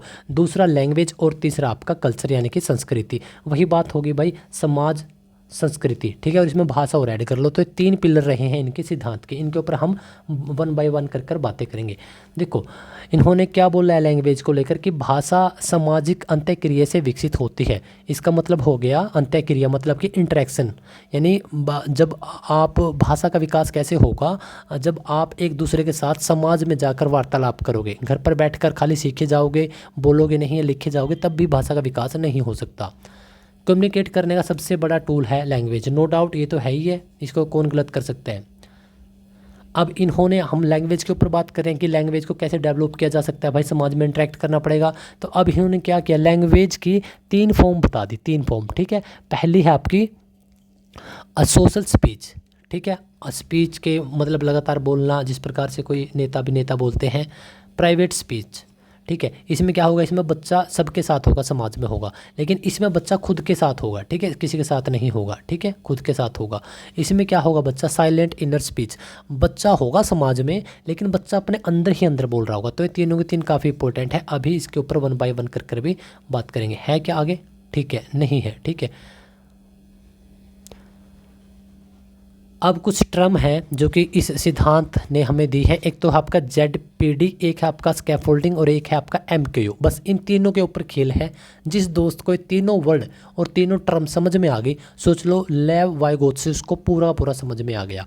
क्या है ये तीनों चीज़ें, पहले हम ZPD के ऊपर बात करेंगे। ZPD का मतलब होता है जोन ऑफ प्रोक्सिमल डेवलपमेंट, यानी कि संभावित विकास का दायरा, ठीक है, संभावित विकास का दायरा। जैसे कि उदाहरण ले लो एक, जैसे कि आप CTET पास कर सकते हैं, आपके अंदर योग्यता है, तो यह क्या हो गया आपका ZPD कहलाएगा, ठीक है भाई। तो यह क्या कहलाएगा आपका ZPD कहलाएगा, ठीक है। मतलब विकास हो सकता है नो डाउट, और आपको पता भी है कि भाई मैं कर सकता हूँ या फिर कर सकती हूँ। तो जो यह आपके अंदर योग्यता है, संभावना है, तो इसी संभावना को क्या बोलेंगे हम, आपका ZPD बोलेंगे। बस यह बात ध्यान रख लेना। स्कैफोल्डिंग, स्कैफोल्डिंग को हिंदी में बोलते हैं मचान। देखो थोड़ा सा ध्यान से समझना स्कैफोल्डिंग को, कि कुछ ऐसा क्षेत्र जहां आपको किसी की सहायता की ज़रूरत नहीं, पर कुछ ऐसा भी क्षेत्र है जहां पर आप सीख तो सकते हो पर आपको सहायता चाहिए होती है, और जो वह सहायता होती है उसको बोलते हैं स्कैफोल्डिंग।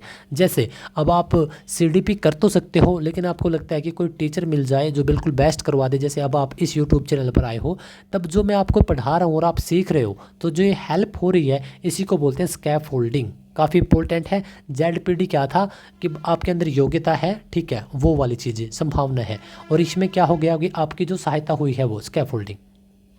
टीचर मैंने खुद बता दिया, बुक, ठीक है, कोई फ्रेंड भी हो सकता है। MKO मोर नॉलेजेबल अदर, यानी कि जो स्कैफोल्डिंग प्रदान करेगा, यानी कि इस टाइम मैं आपको स्कैफोल्डिंग प्रदान कर रहा हूँ तो वह MK होगा। क्यों? क्योंकि इसमें क्या होगा, उसको मोर नॉलेज होगी, ज़्यादा नॉलेज होगी। अब भाई मेरा टेट पास है तो थोड़ा एक्सपीरियंस है, नॉलेज है, इस वजह से आपके साथ साझा कर रहा हूँ। तो आप क्या हो गए भाई, अब देखो MKO कौन हुआ, एक टीचर हो गया यानी कि मैं, ठीक है। स्कैफोल्डिंग क्या है, जो मैं हेल्प कर रहा हूँ, जो हेल्प आप ले रहे हो वो। और ZPD क्या हो गया, अब आपको लगता है कि आपके अंदर वो सभी चीज़ें अवेलेबल है, विद्यमान है, ठीक है, वो वाली बातें। एक क्वेश्चन है, इसको अब देखते हैं। जिगसा पहेली को सोल्व करते वक्त नजमा स्वयं से बात करते हैं कि नीला टुकड़ा क्या है। आपने छोटे बच्चों को देखा होगा, जैसे कि बहुत सारे खेल टाइप आ गए हैं अब, तो इनको एक फॉर्म में लगाना है इकट्ठा करके, तो वो खुद से बातें कर रही है, ठीक है, तो वो क्या हो गया आपका प्राइवेट वोक। अब क्या दूसरा प्रश्न आपका, बच्चों को संकेत देना और आवश्यकता पड़ने पर सहायता प्रदान करना किसका उदाहरण है, तो स्कैफोल्डिंग का। देखो बात हुई है सहायता की, तो उसका सहायता प्रदान, यदि ये पूछे कि सहायता प्रदान कौन करेगा, तो टीचर करेगा, वो क्या हो गया MKO मोर नॉलेजेबल अदर, ठीक है, MKO, ठीक है, ये आ गया, मैंने बता ही दिया। सो प्यारे दोस्तों, यह हमारा जो थर्ड मनोवैज्ञानिक थे लेव वाइगोत्स्की साहब, रशिया से थे ये, और काफ़ी अच्छे तरीके से 1920-30 में काफ़ी एक्टिव थे ये, ठीक है। तो इन्होंने कौन सा सिद्धांत दिया है, बताओ सांस्कृतिक और समाज से जुड़ा हुआ, ठीक है। भाषा के ऊपर इन्होंने 3 एस्पेक्ट बताए थे, कि एक तो बच्चा समाज में बोलता है, एक बच्चा खुद से बोलता है, और एक इंटर के अंदर ही अंदर बोलता है। तो 3 भाषा के लगा लो, उसके बाद सामाजिक सांस्कृतिक से यह जुड़ा हुआ है, और 2-3, एक ZPD, एक MKO, और एक आपका स्कैफोल्डिंग, ठीक है। स्कैफोल्डिंग क्या है, जो हेल्प दी जाती है। MKO जिसके द्वारा हेल्प दी जाती है। ZPD DP नहीं, ZPD है। ZPD क्या है भाई, आपका जो आपको एक संभावित एक एरिया है, क्षेत्र है, संभावना है, ठीक है, जिसमें विकास होता है, तो उसको बोलते हैं ZPD। तो ठीक है साहब, यह मनोवैज्ञानिक भी हमारे होते हैं कंप्लीट, और ये जो प्रश्न लिख रखे हैं ये आए हैं आपके पिछली बार PYQ, ठीक है। लेव वाइगोत्स्की को हमने कर लिया कंप्लीट। तो अब हम चलते हैं हमारे 4th मनोवैज्ञानिक की तरफ। चलो इनको जानते हैं, इनका क्या नाम है, एरिक एरिक्सन, ठीक है, एरिक एरिक्सन इनका नाम है, और इनकी थ्योरी का नाम है साइकोसोशल, यानी कि मनो सामाजिक सिद्धांत, यानी दिमाग से भी, आपके मानसिक लेवल से भी जोड़ दिए और समाज से भी जोड़ दिए, इकट्ठा कर दिया इन्होंने, ठीक है। यह एक इनकी प्यारी सी तस्वीर है भाई, देख लो। जन्म हुआ है 1902 में, डेथ हो गई 1994 में, और इनकी एक बुक थी चाइल्डहुड एंड सोसाइटी 1950 में, ठीक है, पब्लिश हुई थी। और ये जर्मन अमेरिकन साइकोलॉजिस्ट थे, काफ़ी इंपॉर्टेंट है, जर्मन अमेरिकन, ठीक है, जर्मन अमेरिकन, खाली जर्मन नहीं, जर्मन अमेरिकन। तो इस वजह से भी यह इंपॉर्टेंट है। टेट वाला टीचर तभी तो इसी वजह से आपके प्रिय है कि आपको बिल्कुल बेसिक से समझाता है। क्या नाम है, एरिक एरिक्सन, 1902 में जन्म, 94 में डेथ। बुक आई थी 1950 में, जिसके बेस पर इन्होंने इसका सिद्धांत दिया है। उसका क्या नाम था, childhood and society. German American ये क्या थे, साइकोलॉजिस्ट थे। अब देखो, मन और समाज दोनों से जुड़ा हुआ, ठीक है, इनका जो सिद्धांत है वह मन से भी जुड़ रहा है और समाज से भी। सिगमंड फ्राइड एक अदर क्या है आपके साइकोलॉजिस्ट हैं, यह उनसे प्रभावित थे, परंतु उन्होंने सामाजिक पक्ष को महत्व दिया। सिगमंड फ्राइड से प्रभावित है कौन, एरिक एरिक्सन, पर उन्होंने क्या किया है, सामाजिक पक्ष को ज़्यादा जोर दिया है, ठीक है, मन को नहीं इतना दिया। सिगमंड फ्राइड ने लिबिडो, ठीक है, यह सेक्सुअल पार्ट है एक, लिबिडो, इसको अधिक महत्व दिया था, ठीक है। आइडेंटिटी क्राइसिस के चरण की बात पर विशेष ध्यान दिया है किसने, इस साहब ने। इमोशनल और इम्पोर्टेंस दी है इमोशंस को, ठीक है। तो चलो अब मैं बात करता हूँ कि एरिक एरिक्सन ने 8 स्टेज बताई है, 8 स्टेज का एक फार्मूला है ताई, हरियाणा में बोलते हैं ना ताई, ठीक है। आप भी हरियाणा से हो, मैं भी हरियाणा से हूँ, तो ताई के पीछे 2 बार आई और लगा दो, और फिर आपका IGE, ठीक है, ताई IGE, ये एक ट्रिक है। इसमें क्या है, इसमें जब आप इसमें पूरी ज़िंदगी का निचोड़ दिया इन्होंने, जस्ट एक बच्चे के लिए नहीं दिया। बच्चे के लिए 5 पहली स्टेज है, 3 स्टेज बड़े लोगों के लिए हैं जब हम मैच्योर हो जाते हैं। तो पहली बात क्या कि एक बच्चे के अंदर ट्रस्ट वर्सेस मिसट्रस्ट, कि एक बच्चे को समाज पर विश्वास होगा, घर वालों पर विश्वास होगा या नहीं होगा, यह किन चीज़ों के ऊपर बात डिपेंड करती है। तो सबसे पहले बोला गया है कि एरिक एरिक्सन ने कि अपना जो बच्चा जन्म लेता है उससे 1.5 साल तक का बच्चा ट्रस्ट भी बन सकता है, ट्रस्टेड उसको, लेकिन वह मिसट्रस्ट भी हो सकता है। कैसे कि जो भी हम बच्चे की केयर करते हैं, बच्चे को प्यार करते हैं और बच्चे को खाना पीना देते हैं, फीडिंग करवाते हैं बच्चे को, यदि वह सही तरीके से हो रही है तो बच्चे को ट्रस्ट हो जाएगा बड़े होने पर बाहर के लोगों के साथ भी। लेकिन यदि इन्हीं चीज़ों में कुछ गड़बड़ है तो बच्चे को ट्रस्ट भी नहीं हो सकता है कि आपके आसपास कुछ लोग ऐसे हों, आप भी हो सकता है कि जल्दी ट्रस्ट नहीं होता यार। हमें आंखों देखी चीज़ें पे भी कई बार ट्रस्ट नहीं होता। तो ये चीज़ें कहाँ से आई हैं? हमारे बचपन से आई हैं, डे 1 से आई हैं। हमारे पहले के जो 18 मंथ हैं, 18 महीने हैं, 1.5 साल है, वहाँ से इन चीज़ों का विकास हुआ है और काफ़ी इंपॉर्टेंट है ये चीज़ें, ठीक है। अब देखो इसमें दूसरी चीज़, ऑटोनॉमी वर्सेस सेम या डाउट। पहले में हमने देख लिया कि ट्रस्ट आएगा या नहीं आएगा, किन चीज़ों पर है, लव, केयर, फीडिंग जो आप करवाओगे उन चीज़ों के ऊपर। दूसरा है आपका ऑटोनॉमी और सेम या डाउट। यानी कि ऑटोनॉमी का मतलब हो गया स्वायत्तता, मतलब बच्चा खुद से कर सकता है, या फिर सेम यानी शर्म आना, डाउट, संदेह होना। जैसे कि अब देखो, अब इसमें उम्र ले लो 1.5 से 3 साल। कुछ बच्चे ऐसे हैं जो डायरेक्ट बोल देते हैं पापा सूसू आई है, मम्मी चूचू आई है, मुझे चूचू करना है मम्मी। तो वो क्या है, वो टॉयलेट के लिए बोल रहे हैं, ठीक है। लेकिन कुछ बच्चे बोलते ही नहीं, वो डायरेक्ट जयराम जी की ऐसे ही कर देते हैं, मम्मी का हाथ ख़राब, सूट ख़राब, पापा के कपड़े ख़राब। तो वो क्या है, वो शर्मा रहे हैं, वो बोल नहीं पा रहे हैं। लेकिन यह भी ट्रेनिंग देनी होती है हमें इस टाइम के दौरान। तो कुछ बच्चे ऐसे होते हैं जो बोल देते हैं, स्वयं से कर लेते हैं, कुछ नहीं बोलते भाई। तो ये है भी अच्छा। इसका बड़े लोगों में एग्जाम्पल क्या है, आप में और मेरे में एग्जाम्पल क्या है? हम किसी के घर पे गए, हमें अब पानी की प्यास लगी है, हम बोल नहीं पा रहे। तो यह आज तो हम देख रहे हैं कि यार मैं इंट्रोवर्ट हूँ। इंट्रोवर्ट है क्यों भाई तू? वो डे 1 से देखना, जब आपकी उम्र इतनी थी 18 मंथ से 3 साल तक, जब यह भी तो सेम ऐसी चीज़ होगी कि अब बच्चे के मन में है तो है लेकिन बोल नहीं पा रहा। वो उसको सूचू चू तो करना है लेकिन वो बोल नहीं पा रहा। तो वही चीज़ें है ना कि आज भी हमें पानी की नीड है। हम कहीं पर बैठे हैं लेकिन हम उठ ही नहीं पा रहे हैं, क्यों? ठीक है भाई, तो आप समझ गए आई थिंक। ठीक है, अब तीसरे पॉइंट की तरफ चलते हैं, इंटेटिव वर्सेस गिल्ट। इसमें क्या है कि या तो बच्चा पहल करेगा या फिर वो अगेन वही संदेह करेगा।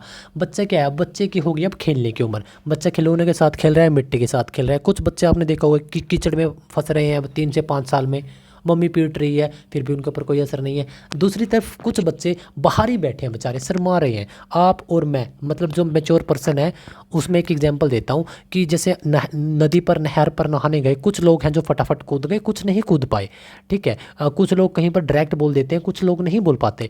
आज तो आपने इसका नाम दे दिया इंट्रोवर्ट, लेकिन यह तो देख लो इसके रूट कोज क्या थे। उस टाइम पर जब आप 3 से 5 साल के थे, आप 1.5 से 3 साल के थे, उस टाइम पर जब बच्चे को सही तरीके से सही चीज़ों के प्रति अवेयर करवा दिया जाता है, गाइड उसको किया जाता है। क्योंकि फ़ॉरेन में तो बहुत कम लोग हैं, मतलब जो खुद से कुछ ऐसा नहीं कर पा रहे होगे, इंडिया में क्यों हैं, ठीक है। तो वही चीज़ें ना कि बाहर का भी थोड़ा हाँ इन्वायरमेंट का भी फ़र्क पड़ता है। तो हमने देख लिया कि खेलने की उम्र है, ठीक है साहब। चौथी है हमारी भाई इंडस्ट्री वर्सेस इन्फेरियरिटी। इन्फेरियरिटी जो भी इसको बोलते हैं इंग्लिश में, थोड़ा देख, इन्फेरियरिटी, ठीक है। तो इसमें क्या है, मेहनत और हीनता। देखो कुछ बच्चे जो 5 से 12 साल की उम्र में जब स्कूल एज शुरू हो जाती है, जब उनकी स्कूल की उम्र शुरू हो जाती है बच्चे, तो आप देखते हो कि कुछ बच्चे फर्स्ट क्लास में फर्स्ट आते हैं, पहली ही क्लास में फ़र्स्ट आ जाते हैं, सेकंड में फ़र्स्ट आते हैं, और कुछ में हो जाती है हीन भावना। अब यदि आप इसके बिल्कुल बारीकी से देखोगे प्यारे दोस्तों, क्योंकि अब आप एक टीचर बनने जा रहे हो, ठीक है, तो हमें यह सब चीज़ें एक साथ लेकर चलनी है। तो क्या है कि जो बेचारे बच्चे थोड़ा पीछे रह जाते हैं उनको हमें सपोर्ट करना है, ना कि उनके अंदर कोई हीन भावना भरनी है। जो यहाँ पर पॉइंट लिखा है कि उनके अंदर हीन भावना शुरू हो जाती है, तो यह हीन भावना भर कौन रहा है भाई? कहीं ना कहीं समाज ही भर रहा है, ठीक है।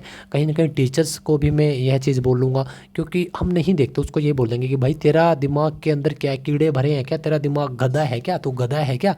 तो ऐसा नहीं बोलो। जहाँ पर उसकी कमी है, नहीं कर रहा 2 बार बता दो, 3 बार बता दो, 10 बार बता दो, नहीं कर रहा छोड़ दो, कभी ना कभी अपने आप समझ जाएगा। होता ऐसा ही है, जैसे ओशो बोलते हैं, है ना, कि चीज़ों को पकड़ो मत छोड़ दो। तो वही बात है। हमारी लास्ट स्टेज आती है, मतलब कि बच्चों की एज तक, आपकी आइडेंटिटी वर्सेस रोल कन्फ्यूजन। मतलब कि भाई या तो उसकी कुछ पहचान बनेगी या फिर वो कन्फ्यूज है, तो दोनों चीज़ इसमें होंगी 12 से 18 साल में। आइडेंटिटी क्राइसिस जिसमें काफ़ी चलते हैं, मैं कौन हूँ, क्यों हूँ। बच्चे ज़्यादा सोचते हैं इन चीज़ों के बारे में, अडल्ट थोड़ा कम सोचते हैं। नो डाउट कि 40 के आसपास जाकर सोचते हैं जब वो आइसोलेशन में चले जाते हैं। लेकिन जो बीच के 20-22 साल है, इसमें बंदा को ज़िंदगी इतने थपेड़े मारती है, सब कुछ भूल जाता है वो। तो आइडेंटिटी क्राइसिस चलते हैं। आगे का जीवन बेहतर बनाने के लिए मुझे संगीत में जाना चाहिए, स्पोर्ट्स में जाना चाहिए, क्या करूँ यार, मेरी लुक्स ऐसी हैं, पिंपल हो गया, वो देखेगी, वो देखेगी या नहीं देखेगी, मैं कौन से सैंडल पहन के जाऊँ, राहुल मुझे नोटिस करता है हर दिन। तो ये वाले जो चीज़ें हैं ना, वो इसी में है। अपोजिट जेंडर के प्रति अट्रैक्शन होना, तो उस टाइम पे ज़्यादा है ये चीज़ें, ठीक है। अब तो मैच्योर हो गए हम, अब वो चीज़ें समझ ली, ठीक है। तो यह चीज़ें इसमें है। अब मैं बात करता हूँ आपका इंटीमेसी वर्सेस आइसोलेशन। या तो मतलब इसमें दोनों चीज़ें हैं भाई, इसमें समाज में भी घुला मिला रहेगा, और फिर एक टाइम आएगा जब आइसोलेशन में आइसोलेट हो जाएगा, अकेला हो जाएगा। 18 से 40 साल के बीच में सभी चीज़ें होती है। शादी होती है, लगभग 95-96% लोग शादी करते ही हैं, ठीक है। शादी हो गई इसी एज में, रिलेशनशिप में भी इसी एज में रह लिए, ये तो समाज में जुड़ेगा भी और इसी में आइसोलेट भी होगा।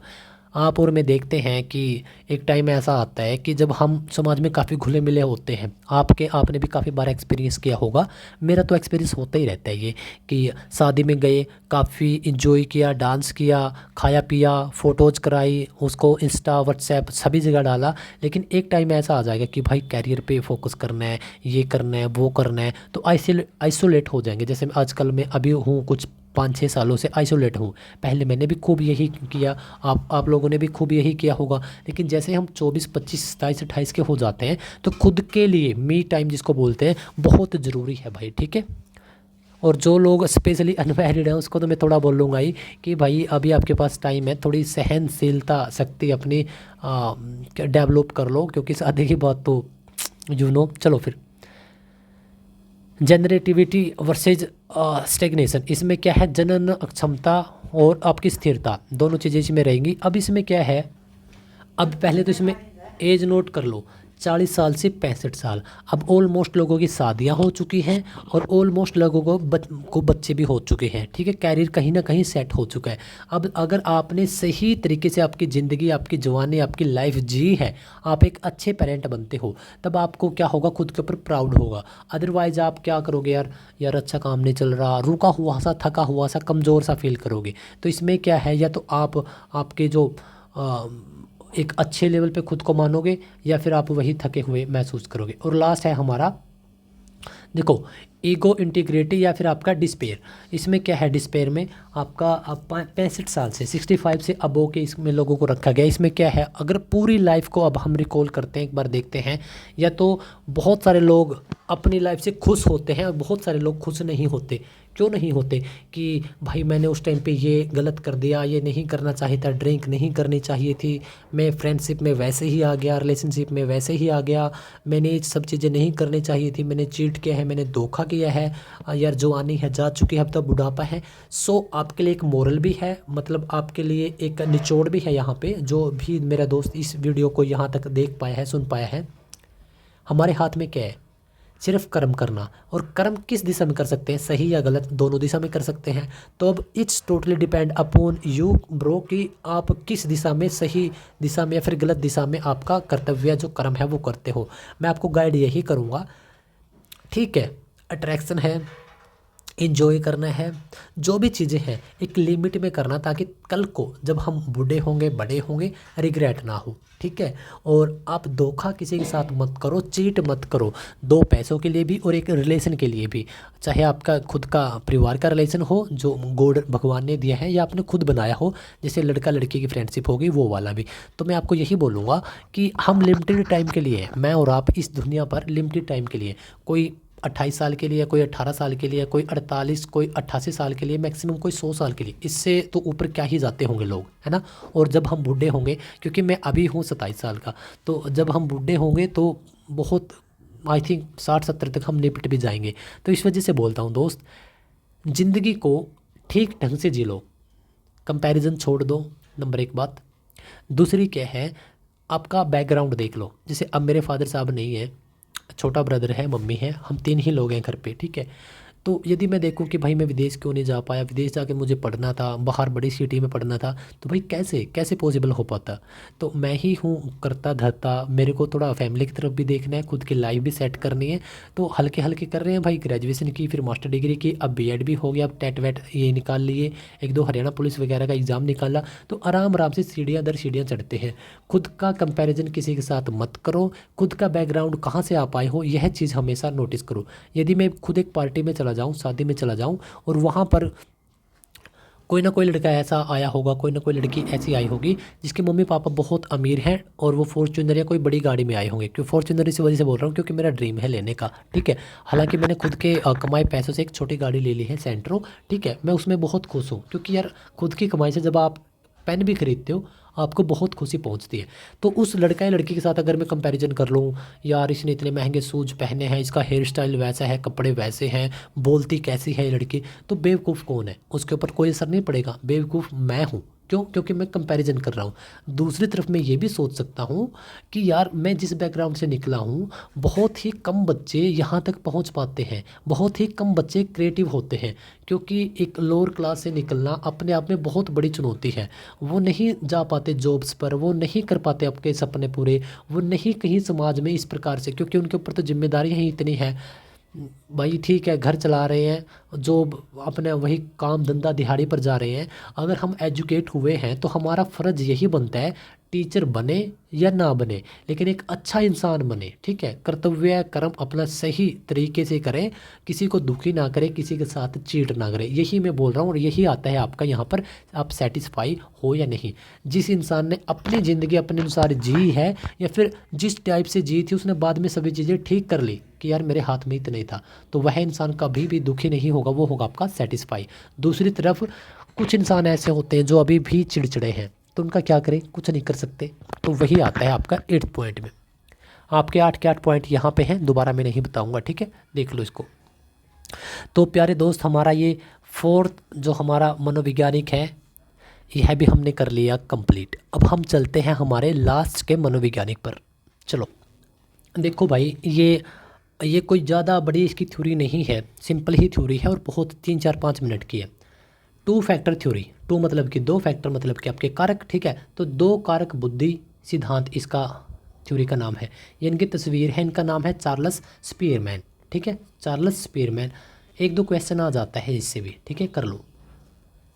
एक तो ये जनक हैं, मतलब कि प्रतिपादक हैं ये, इन्होंने किसके, फैक्टर एनालिसिस के, जो कारक हैं उनका एनालिसिस करना, उसके पायोनियर है, उसके जनक हैं, ठीक है साहब। ग्लूटोन और वार्डेट से ये प्रभावित है, ठीक है साहब। इंटेलिजेंस दो तत्वों से मिलकर बनता है, बस खास बात यह है आपकी, एक तो जी और एक एस। जी मतलब कि जर्नल, और एस मतलब कि स्पेशल फैक्टर। कुछ लोग होते हैं कि जो स्पेशल ही जन्म लेते हैं, उनके अंदर इतनी ज़्यादा पावर होती है, दिमाग इतना, जैसे विराट कोहली हैं, सचिन तेंदुलकर हैं, और रोनाल्डो हैं, ठीक है। और कुछ होते हैं जनरल व्यक्ति। तो इन दोनों चीज़ों के ऊपर बात करेंगे। सबसे पहला फैक्टर है आपका जनरल। इसमें क्या है भाई, सामान्य बुद्धि है, कोई ज़्यादा स्पेशल है नहीं, ठीक है साहब। ये कोई भी कार्य कर सकते हैं, जैसे छोटा मोटा जॉब हो गया, ठीक है, मतलब इस टाइप से। जो विराट कोहली है वो स्पेशल व्यक्ति है, लेकिन वो किस में है, क्रिकेट में। यदि वो फुटबॉल खेलेगा तो उसका ये जी वाला, जर्नल वाला जो फैक्टर है वो काम करेगा, ना कि स्पेशल वाला। क्यों नहीं करेगा, क्योंकि उसका भी इंटेंशन नहीं है भाई, ठीक है। कोई भी काम कर सकते हैं छोटे मोटे, ठीक है, हेरिडिटी से मिलते हैं इनको जर्नल फैक्टर। इसका अच्छा खास बात क्या है कि ट्रेन नहीं कर सकते। अब विराट कोहली एक बना है, सभी थोड़ी बन सकते हैं। सचिन तेंदुलकर एक है, सभी थोड़ी बन सकते हैं। डॉक्टर APJ अब्दुल कलाम एक ही है, क्यों, सभी क्यों नहीं बन सकते, ट्रेन नहीं कर सकते ना। वैसे अगर ट्रेन कर सके तो सभी को बना दे। अच्छा, एक ये खास बात ध्यान रखो कि अगर जी फैक्टर कम है तो एस फैक्टर पर भी असर पड़ेगा। अगर विराट कोहली के अंदर सामान्य सोचने की क्षमता नहीं होती तो क्या उसके अंदर डायरेक्ट इतनी ज़्यादा पावर आ जाती? नहीं, क्योंकि स्टार्टिंग में तो उसने भी डे वन से आराम से सोचना शुरू किया होगा, फिर ही उसने प्रैक्टिस शुरू की, फिर ही उसने क्या किया, उसका एस फैक्टर हैवी हो गया। बस ये बात है। एस फैक्टर क्या है? Special factor. विराट कोहली का एग्जाम्पल दे दो इसमें, ठीक है। दूसरा क्या, इसको ट्रेन कर सकते हैं। और यह कहाँ से जन्म लेता है? आपका जी फैक्टर से, जन्म फैक्टर से। यह है आपका जन्म, मतलब वहाँ से जन्म लेते हैं। एक व्यक्ति थे टर्म जी फैक्टर तो मतलब यही व्यक्ति हैं सॉरी जो यही व्यक्ति, तो इन्होंने क्या बोला है, क्वेश्चन आया था कि टर्म जी फैक्टर का अर्थ क्या है। तो भाई देखो, जनरल एक एस फैक्टर, एक जी फैक्टर, ठीक है, एक स्पेशल फैक्टर, एक जनरल फैक्टर। तो ग्रुप तो आता ही नहीं, जी फॉर जनरल आएगा, जनरेशन भी नहीं आता, या तो जी जनरल ये आएगा स्ट्रेंथ, या फिर एबिलिटी वाला आएगा। तो ऑप्शन ए के साथ हम जाएंगे। दूसरा प्रश्न है आपका, इंटेलिजेंस के विषय में क्या सही है? देखो, इंटेलिजेंस यानी कि आपकी बुद्धि, सीखने की क्षमता है, बिल्कुल है। समायोजन की क्षमता है, बिल्कुल है। अमूर्त तर्क की क्षमता है, जो चीज़ें हम देख नहीं सकते उनके बारे में भी सोच सकते हैं, तर्क दे सकते हैं, बिल्कुल दे सकते हैं। एक व्यक्ति थे बीने साइमिन, 1905 में, इन्होंने एक टेस्ट किया था जनरल इंटेलिजेंस के लिए। यह 10 बार स्टार कर लो, ये प्रश्न आपका आएगा, ठीक है। बोल दिया तो बोल दिया। बुद्धि किस वर्ष तक अधिकतम जो अपना डेवलप कर सकती है जो मानसिक स्तर पर? तो 15-16 साल, ठीक है। और यह फैक्टर किसने दिया था? चार्ल्स स्पीरमैन ने। लो भाई, 1 घंटे के अंदर आपके 5 मनोवैज्ञानिक कंप्लीट, अच्छे तरीके से कंप्लीट करवाए हैं। उम्मीद करता हूँ प्यारे दोस्त कि यदि जो भी मेरा भाई, मेरा दोस्त इस वीडियो को जिसने भी कंप्लीट देखने का कार्य किया है, तो इस वीडियो से आपके 10 से 12 नंबर जिसने भी अच्छे तरीके से देखा है और समझा है, तो वो कहीं नहीं गए। सबके कहाँ से हैं, जन्म स्थान, कब थ्योरी दी, क्या थ्योरी का नाम है, कितने स्टेज हैं, क्या क्या बताया गया है, कौन कौन से क्वेश्चन आ सकते हैं, ऑलमोस्ट सभी को अच्छे तरीके से कवर अप करने का कार्य किया है, ठीक है। तो बहुत ही एक अच्छी थ्योरी थी जिसके ऊपर अभी हमने बात की है, अच्छे तरीके से हमने डिस्कस किया है। 5 लोगों की, 5 मनोवैज्ञानिकों की यह थ्योरी है जिसके ऊपर का हमने पूरा 1 घंटा लगातार बात की है। कहीं पर मैंने बात नहीं की कि लाइक कर दो, शेयर कर दो, सब्सक्राइब कर दो, क्योंकि यार मैं एक खुद स्टूडेंट रहा हूँ, अब भी पढ़ता रहता हूँ। तो मेरा मोटिव एक ही होता है कि यदि एक बच्चा फ़्लो में है तो उसका जो फ़्लो में वो जो उस टाइम पे हार्मोन रिलीज़ हो रहे होते हैं कि यार मुझे कुछ समझ में आ रहा है, वो बार बार रिलीज़ नहीं होते। लाइक शेयर सब्सक्राइब आप भी कर दोगे यार, उसमें क्या, उसके अंदर तो कोई ज़्यादा बड़ी बात है ही नहीं, वो तो मैं अब बोल देता हूँ, ठीक है। तो चलो, अब सबसे पहले तो एक बार आप लाइक ही कर दो, ठीक है। हाँ, अब तो आप लाइक कर ही सकते हो ना, ठीक है। अगर अब वीडियो पसंद आई है तो लाइक कर दो। चैनल पर अगर नए हो और लगा कि यार ये बंदा, ये टीचर काफ़ी अच्छे तरीके से करवा रहा है, तो सब्सक्राइब कर लेना भाई, ठीक है। सीडीपी का आपका एक भी नंबर नहीं कटने दूंगा। जाओ, दे दी जुबान, बोल दिया तो बोल दिया, ठीक है। सब्सक्राइब कर लेना, ठीक है, सब्सक्राइब कर लेना, ठीक है साहब। लाइक कर लिया, सब्सक्राइब कर दिया। अच्छा चलो, अब चलते चलते आपको एक बात और मैं आप लोगों के साथ साझा कर लेता हूँ कि जो आपका टेलीग्राम का लिंक है वो आपको मिलेगा सबसे ऊपर डिस्क्रिप्शन में, वहाँ से ज्वाइन कर लो। सभी कुछ PDF नोट्स ये वो सब कुछ वहीं पर मिलेगा, ज़रूर ज्वाइन कर लेना। काम की बात क्या है? काम की बात यह है प्यारे दोस्त, मुझे नहीं पता आप उड़ीसा से हो, हरियाणा से हो, पंजाब से हो, हिमाचल से हो, कहाँ से बैठकर आप टेट की तैयारी कर रहे हो, सी टेट की तैयारी कर रहे हो, या आपके खुद के युग के टेट, या जो भी जिस भी टेट की आप तैयारी कर रहे हो। मैं आपको बस एक ही बात कहूँगा, देखो, टेट करने आए हो तो मतलब टीचर बनना चाहते हो। यदि आप टीचर बन जाते हो मेरे प्यारे दोस्त, भगवान करे कि आप टीचर बन जाओ, पहली बात तो ये, जब भी आप टीचर बन जाए, जब भी आप, तो टीचर एक अच्छा टीचर बनना मेरे भाई, मेरे दोस्त, एक अच्छा टीचर बनना। अच्छा टीचर क्या होता है कि जो हमारी आगे आने वाली नस्लें हैं, जो हमारे आगे आने वाले बच्चे हैं, कोई 3rd क्लास में है, 4th में है, 5th में है, 8th में है, 12th में है, कभी भी उसको कम मत आंकना, ठीक है। और एक अच्छा टीचर बनकर ही एक अच्छे स्टूडेंट को पकड़ा जा सकता है, उसको तैयार किया जा सकता है। उसके अंदर क्वालिटीज़ देखना। भगवान करे कि आप टीचर बनो, एक अच्छे टीचर बनो। जो लेडीज़ यहाँ पे जुड़ी हैं, बहुत सारी हाउस वाइफ हैं, काफ़ी बार मैसेजेस भी करते हैं, तो मैं आपको भी सैल्यूट करता हूँ कि आप एक घर भी संभाल रही हैं और आप साथ में एक टीचर भी बनना चाहते हैं, तो आप भी ऐसा ही करेंगे, ठीक है। किसी भी चीज़ से डरना नहीं है, ठीक है, और काफ़ी अच्छे तरीके से आपको टीच करना है। रही बात एग्ज़ाम्स की, एग्ज़ाम्स तो भैया आप निकाल ही लोगे। जब यहाँ तक पहुँच गए हो टेट वाला टीचर तक, तो कोई चक्कर वाली बात है ही नहीं, हम निकलवा देंगे एग्ज़ाम आपका। बस आप पढ़ते रहो, तैयारी करते रहो। मेरा पढ़ाया हुआ समझ में आया, बहुत बढ़िया। नहीं आया तो किसी और यूट्यूब चैनल से पढ़ लो, टीचर से पढ़ लो, नोट्स से पढ़ लो, कॉपी से पढ़ लो, किताबों से पढ़ लो, लेकिन पढ़ लो। टीचर वास्तव में जो उसका ऑरा है सबसे अलग है। हमारे साथ बहुत सारी प्रॉब्लम्स चल रही होती हैं दैनिक जीवन में, ठीक है। कभी आर्थिक फाइनेंशियली आपकी स्थिति अच्छी नहीं है, कभी आपकी मेंटली स्थिति अच्छी नहीं है, तो इन चीज़ों को समझकर दबाकर, कभी कभी कभार दबानी भी पड़ती है, यस, ठीक है, कभी कभार दबानी भी पड़ती है। बहुत सारी चीज़ें आपको लाइफ में छोड़नी पड़ेंगी, बहुत सारी चीज़ें।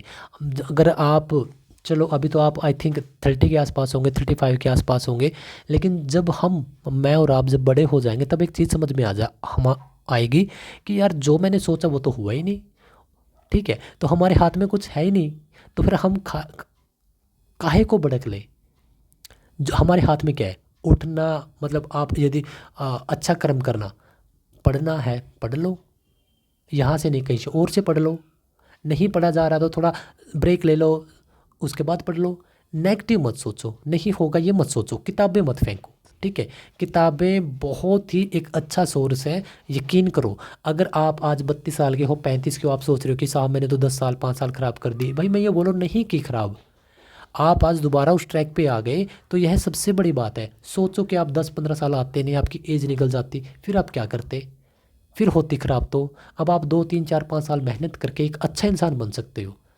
हार्मोन्स रिलीज सभी के होते हैं एक एज में, अट्रैक्शन सभी को होती है, उन चीज़ों को छेड़ो मत। पास्ट है तो पास्ट ही रहने दो, ठीक है। तो ओवरऑल मिला के यही बात कहूँगा मेरे प्यारे दोस्त, यहाँ पर पहुँचे हो, इस यूट्यूब चैनल पर पहुँचे हो, हम खाली पढ़ाते नहीं, आपको थोड़ी सी कोशिश करते हैं कि कुछ हटकर सोचो। आपको एक बार लाइफ मिली है, यह सिर्फ आपकी है, इसको ख़राब मत करो। नशे से हमेशा दूर रहो, अच्छा अच्छा सोचो, टाइम पे सो, टाइम पे उठो, खुद को हेल्दी रखो, कम खा लो, अच्छा खा लो। और कोई भी क्वेरी है टेलीग्राम पर कांटेक्ट कर लो, हमारे कॉन्टैक्ट्स नंबर भी वहाँ पे है, डायरेक्ट मैसेज भी आप कर सकते हो। फिर भी कोई क्वेरी है तो आप पूछ सकते हो डायरेक्टली। लाइक कर दो, चैनल पर नए हो सब्सक्राइब करके, और हाँ यार वो घंटी ज़रूर दबा लिया करो, ठीक है। हाँ तो फिर मिलते हैं अगली वीडियो में, ओके। थैंक यू प्यारे दोस्त।